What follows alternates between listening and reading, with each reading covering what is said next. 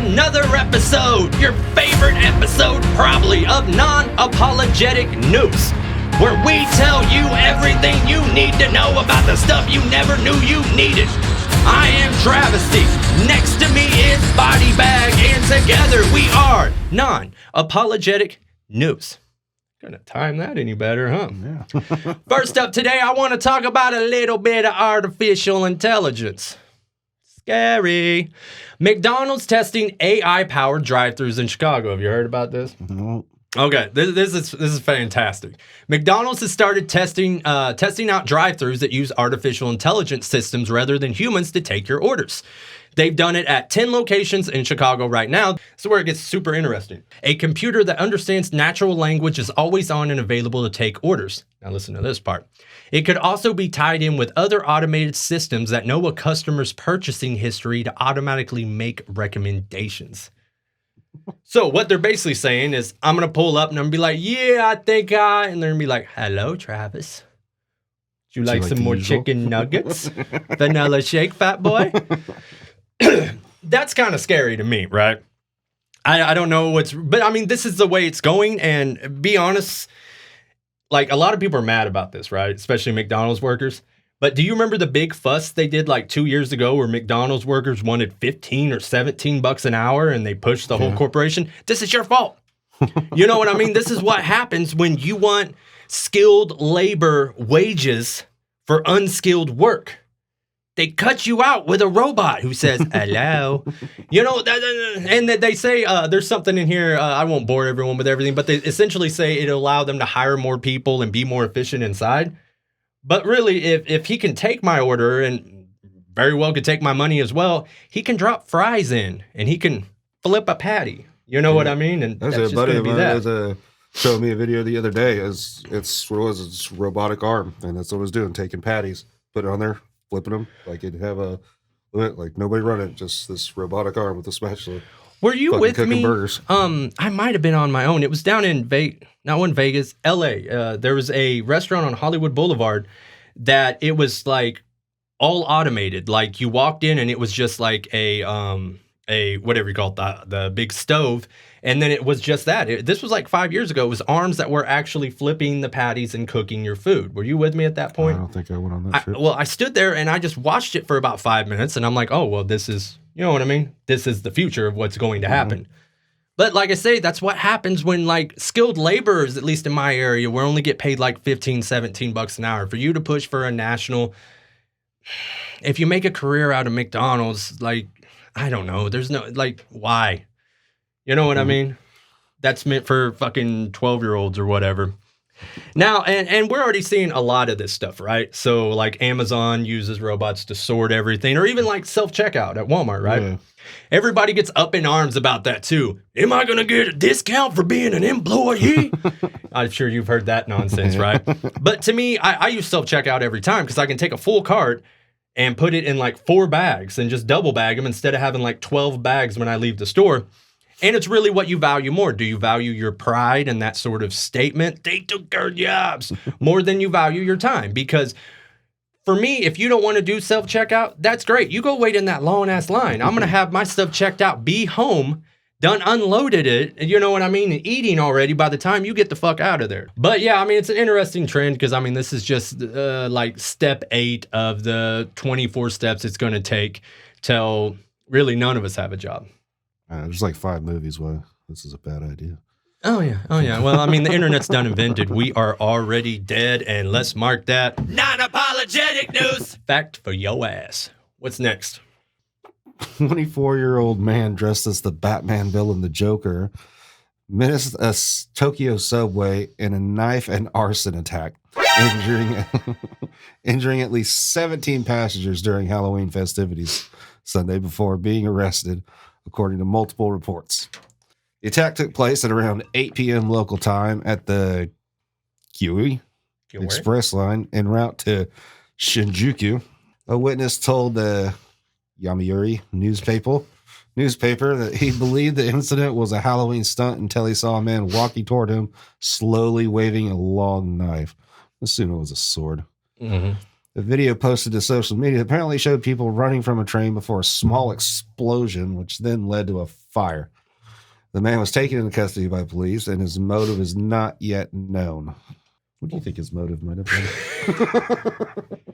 For one, I wonder, is he an American? That sounds like a completely American thing to do, right?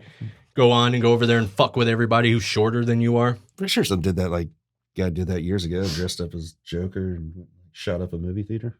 Well, yeah. I mean, that would be the thing to do.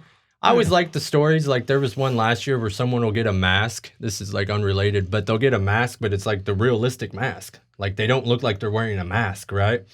So there's a guy, I don't know if you remember this, he was robbing banks in the area, and he was smart as hell. He went and got, like, an actual, like, movie prop mask, like a $500 mask. He wore gloves and everything, and they were given the description of the mask out. But then he winded up, like, he was, like, shooting dope in his hotel room or something, and the police came for an unrelated matter and found the mask that matched the description of the bank robber. Like, I always thought it's best to look like you're going to be a different race, okay? So even if you're a white man and you got to, like, blackface it, or if you're a black man and you got to white face it, and then you cover up your neck, your hands, anything, because if you're black and they're looking for a white man, well, a white man's going to go to jail. You know what I mean? Completely unrelated, but I support this man as well and his Joker shenanigans. What if someone came in like you were sick of this guy, so you go and grab like a $5 Batman mask and then just jump out and start whooping his fucking ass? That is great shit. One question that needs to be asked, though. Thomas, are you stupid? So what the fuck? I've been trying to find a place to crowbar in that button for like 6 episodes, so fuck it. All right. You could work that in. Next up, as it turns out, we thought NASA was professionals. They are nothing but a bunch of low-down, itchy, scratchy, dirty, diaper babies. Okay. So, a broken toilet on SpaceX capsule means astronauts will return to Earth in diapers. That is right. How the mighty have fallen. The journey back to Earth from space is never easy, but the astronauts aboard the SpaceX capsule coming home will have an extra challenge to deal with: no working toilet. The 4 members of SpaceX Crew Dragon Endeavor will be wearing diapers as they splash down in order to prevent anything else from splashing too. Now, they spent 200 days in space, which is apparently longer than normal. Over the mission, they conducted a series of spacewalks, installing solar panels to upgrade the station's power grid. They grew the first green chilies in space and made space tacos. That's why they needed the diapers. Okay, so I did a little bit of digging into this, and apparently when they go pee, it goes into an actual capsule. It's like a plastic capsule, right? And it was glued onto the internal framework of the space station, right? And it became dislodged. The glue didn't work. And it started banging around inside of there. It sprung a leak, and it's right there where the ventilation system is. Yeah. So the piss started just pouring onto them. And if they want to have oxygen, I mean, you ain't going to turn, they didn't say this, but I mean, you're not going to turn that off, right? You're just going to be a bunch of pissy motherfuckers. I don't think that's an option. So I think it's kind of a crazy story. So what they did was they touched back down. They use a steel capsule now, and they've just welded it on.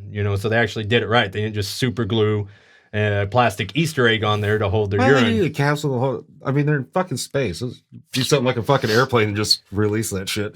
That's kind of what I was thinking. Like how awesome would it even be to go into space, right? They were putting that Star Trek guy, that like 90-year-old dude. Yeah, and apparently that ride, it didn't cost him anything, but it cost like $250,000 to do that like 25-minute ride to go out into orbit and back. You put me out there, I don't need a toilet. I'll piss out the damn window. Like I'm from the country. That shit don't matter to me a bit. But yeah, I mean, I'd love it if they actually start doing like tourist space flights that are just like 10 grand or under. Fucking count me in. Not no 20-minute flight. I'm talking like we go up there, fucking you get a bitch, you do some space fucking, and like picture that. This isn't like a prep thought. It just popped to me, but like you turn off the gravity or whatever, right? So you're both floating and you're trying to get like your dick is like fighting to get out of her fucking hiney hole or whatever your taste is. But then if you pull out and you try to give her like a face shot, it's just You gotta turn that fucking shuttle into a fucking snow globe. Oh. Thomas! He's the cheeky one. Now,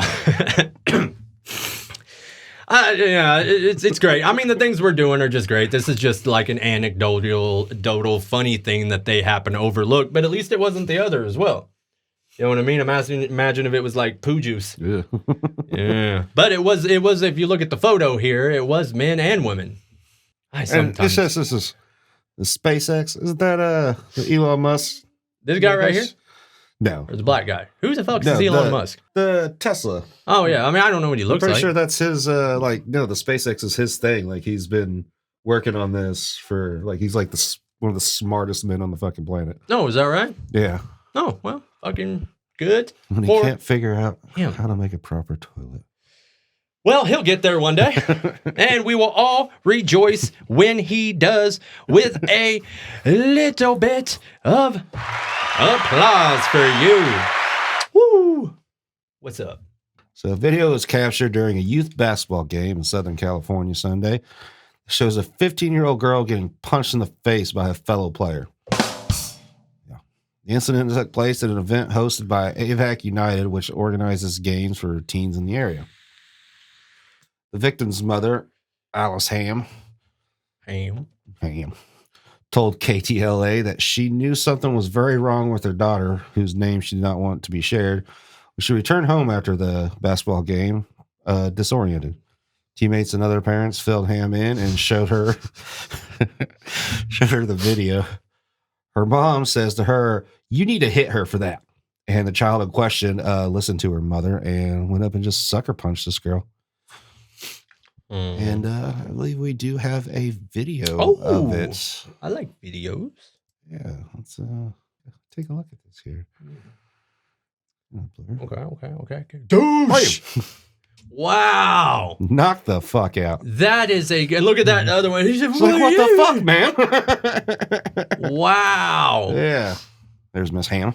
No, there's so much to break down there, because if that dude is okay with just doing that at like the flick of a wrist, essentially, like in front of all those people, imagine what he does. Like, that's kind of scary. Girls. That was a girl that hit her? Girl, yeah. Oh, wow. I thought that was a grown-ass man by the video. No, that was Holy shnikes. I thought that was a 15-year-old girl. That is a very manly 15-year-old girl, and she needs to be tested ASAP. What was fucked up, too, is the girl that did the punching. She did it because her mom's in the crowd, like, hit that bitch. Okay, I thought the mom... Okay, I misunderstood at a certain point. Yeah, judging by the video, it just took me... I thought that was a grown-ass man. Nope. Wow. She's on the juice. Yes. She's going to be a fucking problem. Yeah. But she needs to be, like, recruited ASAP, too, because that woman, she'll block everything. Get her on the court or into a cage, one of the two. It'll be one of those games that, like in hockey, where you want to mic all the players because you want to hear, "Don't you fucking come at me. You fucking come anywhere near me with that ball. I'm going to fucking rape your mother with my fist." Jesus. Yeah, I don't feel very well. Fucking skanks. Fucking skanks. But yeah, that's freaking crazy, because that looks, Miss Ham. That totally looks like a grown-ass man. Yeah, I mean, y'all saw the video. It's censored, so we couldn't actually see, but it looked to me like some grown-ass man just ran zoosh. Yeah, no, that was a fucking girl. I think that is great. Yeah. And other than that, I don't think we have much else. I mean, we have talked about space tacos in more ways than one. Delicious. In more ways than one.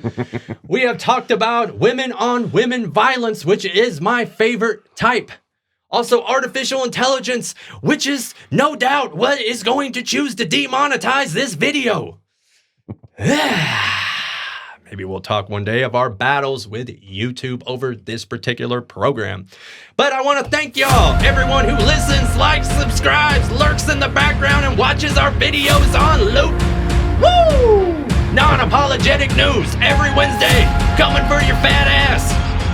Yeah, get some. Non-apologetic news. Non-apologetic news.